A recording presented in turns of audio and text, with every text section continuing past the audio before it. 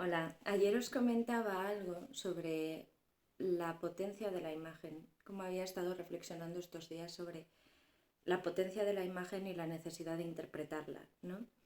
Os hablaba sobre cómo en estos tiempos hay una profusión tal de imágenes y una difusión tal de imágenes, acumulación y difusión de imágenes que se nos entregan en derroche, en cascada, sin ninguna interpretación, sin tiempo para la interpretación y lo peligroso que es esto. Porque la imagen ya no orienta sobre la realidad, sobre todo si se nos da sin ningún contexto o tal vez con contextos falsos incluso, y más hoy en día con las inteligencias artificiales, cuando ni siquiera sabemos si la imagen es real. El caso es que ayer estuve en la masterclass de Vic Muniz en el Museo de la Universidad de Navarra y su charla iba muy en esta misma línea. Él habló mucho sobre la relación entre la imagen y la realidad, o el problema o el misterio de la representación a través de la imagen. Vic Muniz habló sobre algo que me encanta y es sobre la materialidad del objeto artístico. Es decir, cuando uno mira una imagen artística, una pintura, una fotografía, en realidad cualquier tipo de imagen, por un lado está viendo lo que la imagen representa, porque la mente salta de la imagen a lo representado, al objeto representado, pero también está observando un objeto material, un pedazo de papel, con unos trazos, tal vez con rastros de pigmentos o plástico. Es decir, hay un objeto material que estamos mirando, pero también estamos viendo lo que ese objeto está representando, un icono. Esto es muy similar a cuando miramos una ventana. Por un lado vemos el cristal, vemos lo que está al otro lado del cristal, también podemos vernos reflejados a nosotros mismos en el cristal, así que hay una tensión de objetos que pueden ser mirados y esto es muy interesante. Vic Muniz resaltaba mucho la materialidad del objeto artístico, porque le gustaba mucho observar esa tensión entre observar el objeto y observar lo que el objeto representa, que es algo fascinante, ¿no? Y me recordaba una conversación que tuve hace poco con alguien, no me acuerdo con quién fue, y en esa conversación hablábamos sobre esto mismo, sobre la materialidad del objeto artístico, y yo solté una frase que era muy simplona, digamos, de expresar de una manera como muy llana, pero que me gusta mucho. La verdad es que me parece que expresa bien lo que quiero expresar y fue la siguiente. Le dije, es que a mí me gustan las cosas que son cosas, no las cosas que son datos. Yo no quiero observar datos, quiero observar cosas.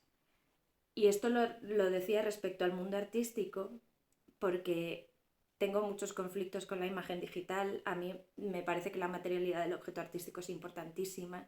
Me gustan las texturas, me gustan las sombras, me gusta que sea algo material que observar, porque me parece que es un objeto precioso e interesante precisamente porque es capaz de llevarnos a otro lugar. Y esto no sé hasta qué punto se da en la obra de arte digital. Eh, bueno, igual soy una romántica en ese sentido, me gustan las cosas que son cosas. pero la verdad es que me gustó mucho la charla de Vic Muniz, os recomiendo mucho que rastreéis su obra porque reflexiona mucho sobre la imagen confusa, la tensión entre la materialidad y la idea o el concepto.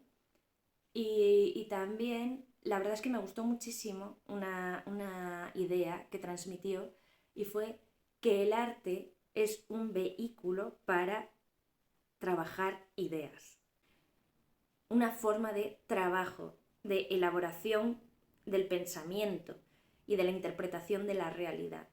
En este sentido, Vic Muniz me sorprendió gratamente como un gran orador, alguien que habla muy bien de su obra, que explica muy bien su tren de pensamiento y cómo ese pensamiento se refleja en su obra. Y esto es algo que también he discutido mucho con artistas jóvenes o gente que se aproxima al mundo del arte contemporáneo por primera vez y que cree que el objeto artístico simplemente debería ser bello y que todo ese pensamiento conceptual o todo ese discurso es un añadido al arte que simplemente es para venderlo mejor.